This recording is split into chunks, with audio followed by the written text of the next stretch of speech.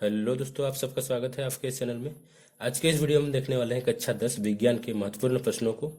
ये सारे क्वेश्चन आपके पिछले बार के एग्जाम में पूछे गए हैं तथा ये एग्जाम की दृष्टि से काफी महत्वपूर्ण है।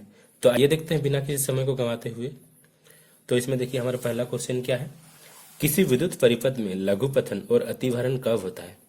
ये क्वेश्चन आपका पिछले बार के एग्जाम में पूछे गए क्वेश्चन है, बोर्ड एग्जाम में, ठीक है, तथा 2023 में आने की पूरी संभावना है, ठीक है।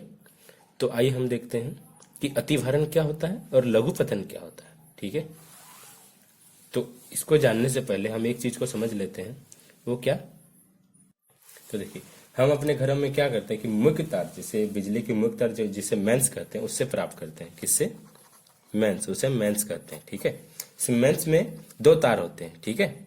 एक होता है आपका लाल विद्युत रोधी आवरण वाला, ठीक है, विद्युत रोधी आवरण, ठीक है, जिसे हम क्या कहते हैं, धनात्मक तार, ठीक है, धनात्मक, यानी हम इसको क्या कहते हैं, विद्युन्मय,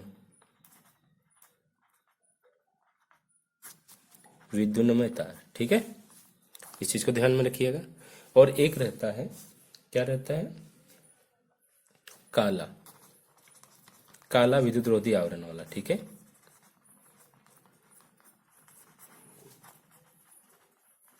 जिसे क्या कहते हैं हम, उदासीन तार, यानी ऋणात्मक, ठीक है, उदासीन तार, ठीक है। तो हम प्लस माइनस कहते हैं। जो लाल वाला रहता है उसे धनात्मक यानी प्लस, और जो काला वाला रहता है उसे ऋणात्मक यानी उदासीन तार यानी माइनस, ठीक है।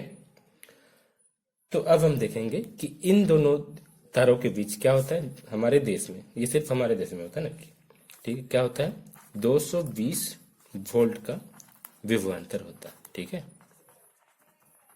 इन दोनों तारों के बीच, ठीक है।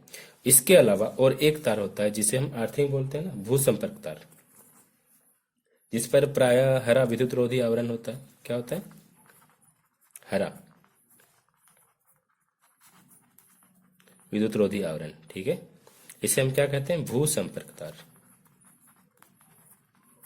भू संपर्क तार, ठीक है। आई बात समझ में। तो अब हम देखेंगे कि लघुपथन और अतिभारण कब होता है, ठीक है। तो देखिए यहां से अतिभारण क्या है। किसी परिपथ में प्रयोग होने वाले तारों के लिए धारा का सर्वाधिक परिमाण निश्चित होता है। मैंने अभी बता रखा कि उसका परिमाण निश्चित होता है, ठीक है।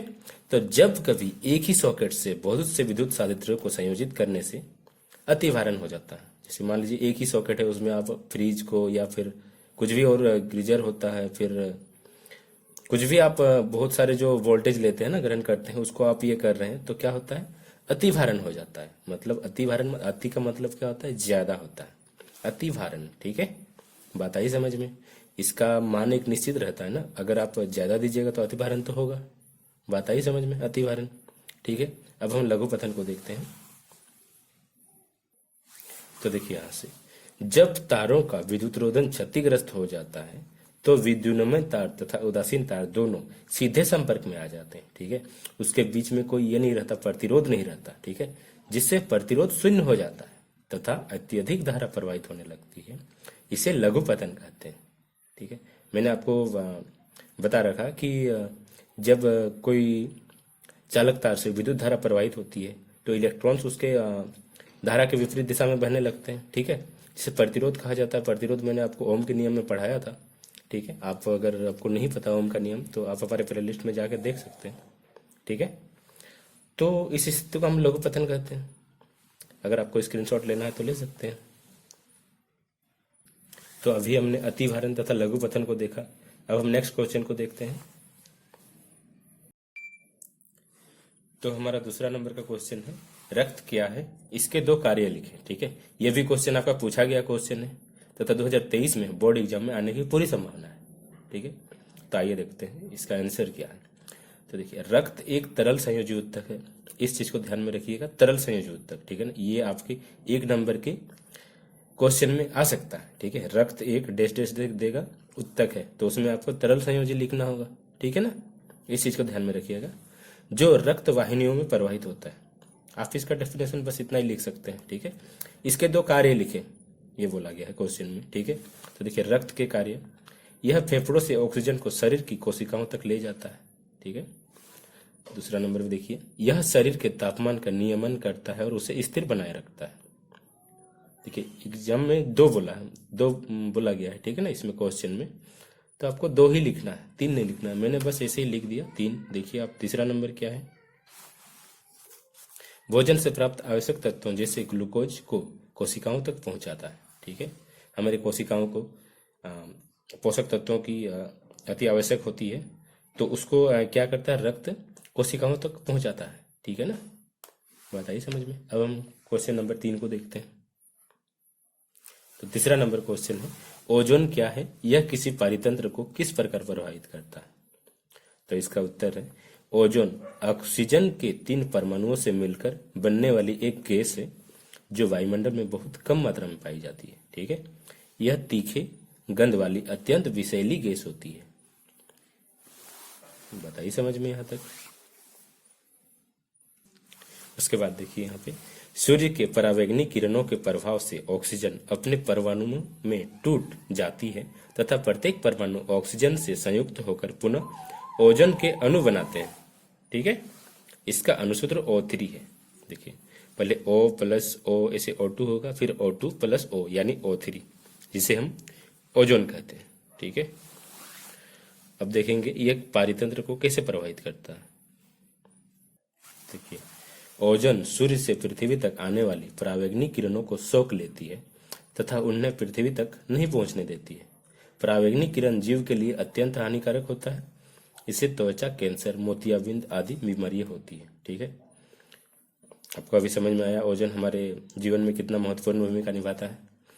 आपको पता होगा एक ओजोन परत है, ठीक है ना, जो क्लोरोफ्लोरोकार्बन के कारण वो उसका छेद प्रतिदिन बढ़ता जा रहा है। ठीक है, और क्लोरोफ्लोरोकार्बन कहाँ से उत्पन्न होता है, जो ठंडे ये होते हैं जैसे फ्रिज वगैरह, उससे उत्पन्न होता है। ठीक है, हमारा क्वेश्चन नंबर 4 है, प्रकाश के परावर्तन के नियमों को लिखें। तो देखिए प्रकाश के परावर्तन के 2 नियम होते हैं। पहला देखिए, आपतन कोण तथा परावर्तन कोण दोनों समान होते हैं। ठीक है, दूसरा में है आपतित किरण, परावर्तित किरण तथा अभिलंब तीनों एक ही तल में होते हैं। ठीक है, अगर आपको प्रकाश के परावर्तन की नियम को और अच्छे से समझना है तो मैंने इसका वीडियो बना रखा है, आप हमारे यूट्यूब चैनल का प्लेलिस्ट में जाके इस वीडियो को अच्छे से देख सकते हैं। ठीक है, अब हम अगले क्वेश्चन को देखते हैं। देखिए क्वेश्चन नंबर 5, हाइड्रोजनीकरण क्या है, इसके औद्योगिक अनुप्रयोग क्या है। ठीक है, ये आपसे क्वेश्चन पूछा जाएगा, तो आप इसका आंसर इस प्रकार दीजिएगा, असंतृप्त हाइड्रोकार्बन में पैलेडियम अथवा निकेल जैसे उत्प्रेरकों की उपस्थिति में हाइड्रोजन के वियोग से संतृप्त हाइड्रोकार्बन बनता है, जिसे हाइड्रोजनीकरण कहते हैं। ठीक है, इसके औद्योगिक अनुप्रयोग क्या है, इस क्रिया का औद्योगिक अनुप्रयोग वनस्पति तेलों से वनस्पति घी के निर्माण में किया जाता है। ठीक है, अगर आपको इन सारे क्वेश्चन का PDF चाहिए आंसर सहित, तो आप हमारे टेलीग्राम चैनल में जुड़ सकते हैं। आप मैं इसका लिंक आपको डिस्क्रिप्शन में दे दूंगा, आप वहां से जाके इस चीज को डाउनलोड कर सकते हैं। ठीक है, आज के वीडियो में बस इतना ही रहने देते हैं। वीडियो कैसी लगी आपको कमेंट जरूर कीजिएगा, तथा आप अगर इस चैनल पर नए हैं तो कृपया चैनल को सब्सक्राइब करें। धन्यवाद।